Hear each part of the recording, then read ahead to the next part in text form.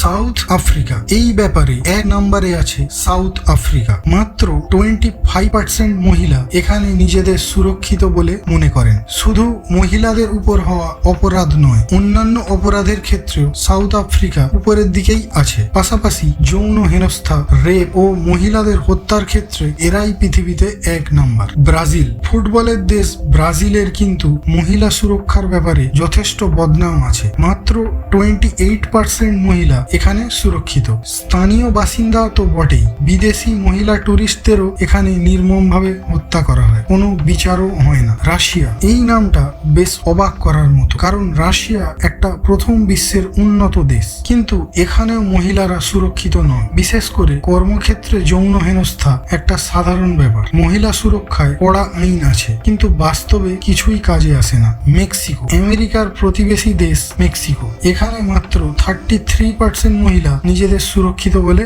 মনে করেন। বিশেষ করে রাতের মেক্সিকো মহিলাদের পক্ষে অত্যন্ত বিপদের একটা জায়গা। ইরান, এক অতি ভয়ানক জায়গা মহিলাদের জন্য। অন্য দেশে তবু আইন আছে, আইনকে বুড়ো আঙুল দেখিয়ে অপরাধ হয়। ইরানে তো কোনো আইনই নেই।